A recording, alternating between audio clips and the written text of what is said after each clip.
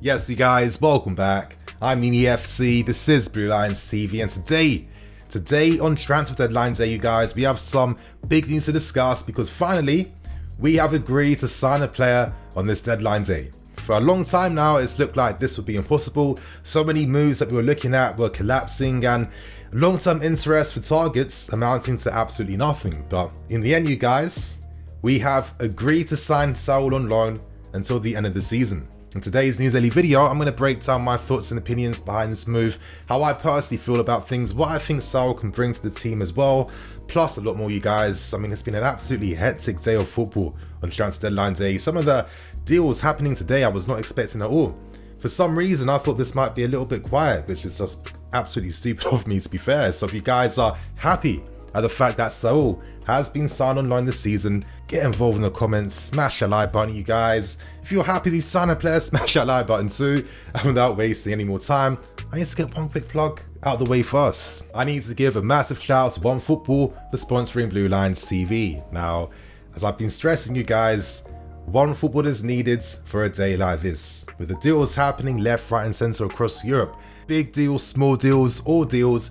OneFootball is the hub to have to stay up to date with who's going where. It's been glued beside me the entire day. I've been surprised and shocked at some of the deals I've seen, like Nuno Mendes going to Paris Saint-Germain, Arsenal signing players to, Emerson going to Tottenham too. There's so much happening right now, and OneFootball is there to help you out. So if you guys want to give it a go, this is the perfect time, especially during the start of a new season, and you'll find a link below in the description below. So right now, you guys, let's start with the news first, because how the hell were we able to get Saul signed to begin with? Now, of course, it's been a very, very long and confusing past 72 hours, but in the end, we were finally able to get our man on loan until the end of the season. His loan fee is set at 5 million, and we did agree an option to buy, not an obligation to buy, but the option to buy at the end of the current loan spell. So this is good news, big news. Tuchel clearly wanted to get more reinforcement in midfield, and Saul has been signed to add to that protection and of course provide himself as another option for the team and for Tuchel. But the way we even got to securing Saul has been such a crazy journey that only happens on days like Transfer Deadline Day, because I wasn't expecting this at all. Large reports have mentioned the fact that maybe he could go to United still, maybe he could go to Barcelona, who are looking to involve one of their own players, and of course do a part exchange deal there. But in the end, we have to thank, I guess, Atletico Madrid, Barcelona and Paris Saint-Germain. Now, for large parts of the Saul saga, it all fell down to Atletico finding a replacement first for Saul. And that replacement was actually Sarabia, who's currently at Paris Saint-Germain. However, there was an issue because Paris Saint-Germain have their own ambitions, and their ambition was to sign Nuno Mendes, one of the best young fullbacks in Europe right now, absolute wonder kids, from Sporting Lisbon. So this meant that they were hoping to offer Sarabia and money to get that deal done for Mendes. And of course, there were fears that we wouldn't be able to sign Saul because Atleti wouldn't get a replacement for him. Anyway, in steps Barcelona. Oh wow, Barcelona's decline is actually sad and pretty embarrassing to see, in my personal opinion. But in the end, they ended up saving the day for us, because Griezmann is now making a move back to Atletico Madrid. Yes, the same Griezmann that signed for Barca back in 2019 for 120 million euros is returning back to Atletico Madrid, which has meant that Atleti were then able to sell Saul, get him off their wage book, of course, and a little bit of money on top as well, you guys. And essentially, that's how this deal was able to get completed right in the end. So, who would have saw that coming? This is the type of stuff that happens, you guys, with transfer talks. And I guess the deadline day, it kind of accelerates everything in into 24 hours. So I feel like we get an idea of just how difficult negotiations can be and just how complicated things can be when it comes to signing players. So that's the news out the way. I'm not going to give my thoughts and opinions behind this, and you guys, I'm going to just be brutally honest with how I see things. My channel, my rules. Now, is Saul my favorite option I want? Absolutely not. Does that mean that I hate him and I hate Marina and I hate Tuchel? Absolutely not as well, you guys. Now, I've said after many match reviews and player rating videos that when you have someone like Thomas Tuchel as your manager, it just forces you to keep an open-minded perspective because, you know, I've learned so much from him as our manager. I'm curious, and I've got an open mind to see how Saul is going to be used and how Tuchel is looking to use him as well too. And for reasons like that, I'm not going to cry and, you know, throw my toys out the pram and look like an absolute fool and say I hate Saul, because that's not what I'm about, you guys. That's why you've been watching me for so long. But and I'm going to tell you guys this as well. Let's say that Saul even plays his first game. He doesn't do bits, it's not amazing. I won't be making a video the next day saying, ha, I was right. The guy was dead, he was never good enough, and just write him off. I'm not going to do that for someone that plays for my club right now, and considering that he's going to need time to adapt to a new environment, adapt to a new league, adapt to his teammates, adapt to the new tactical setup as well. I think it would be very unfair for anyone to write him off after the next handful of games. So of course, all the best luck to Saul. Let's see what you can do with this loan spell. For me though, I guess my only grievance really comes from the fact that I thought with this window, we were using this window as the final window to just, you know, upgrade the entire team and future-proof the team. You know, after signing Lukaku for a club record amount of money, I thought we were going to address other areas as well, get the key players needed, and have a team that is set for years. And maybe for future windows, we just have to get maybe reinforcements or backup players to replace other players as well. But this was not the case. I don't know, was the plan originally to go into the market to sign a midfield player to act as your fourth choice mids? Because that is the reality right here. You know, Saul hasn't been signed because, you know, he's going to be taking Kansé or Jorginho or cover out the team. Of course, this is football. Remontadas happen all the time.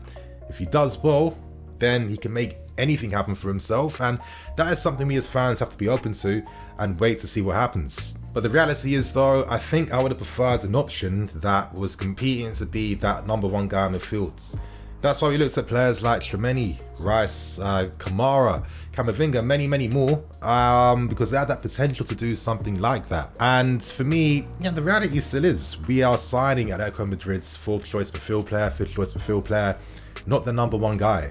You know, we're not signing Marco Llorente, who I see as like the upgrade to Saul. We're signing their squad option for them right now, which is not an insult. You know, big clubs have lots of great players competing.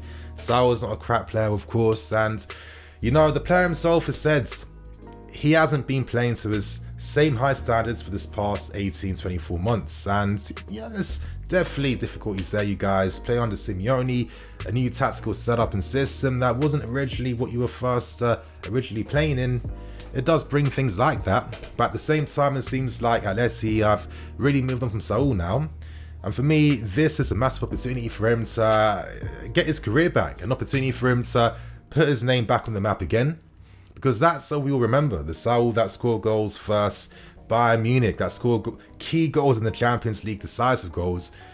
You know, the quality never vanishes, it never goes. And with someone like Tuchel and a new environment as well, and a new style of football that's more positive and more offensive, could he look to reclaim that glory that he has lost this past 18 or 24 months? Of course, Saul can bring some interesting options to this team. I think his versatility, his ability to play many different roles and positions is something very useful for the team, especially in the wing-back positions. So you can play down the left, you can play down the right at times too. And, you know, I guess the hope for him would be, what can he do in that Kansé role in the team? Because Saul is a good counter-presser. You know, he does have a competitive streak, which maybe hasn't been coming out to light recently, but, you know, that can come out again.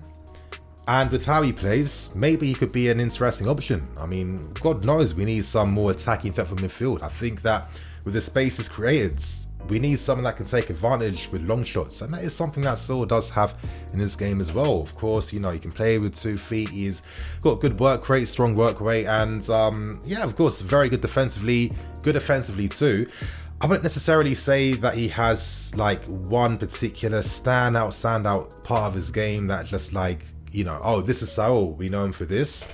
But he can do a lot of things very well. Like if he was in FM, I'd probably say that he has like lots of stats ranked at 15, you know what I mean? And, you know, players like that are very useful for teams like us. So, of course, as I'm really stressing you guys, I'm keeping an open mind about things. I'm not here to write them off. I'm not here to cry about things.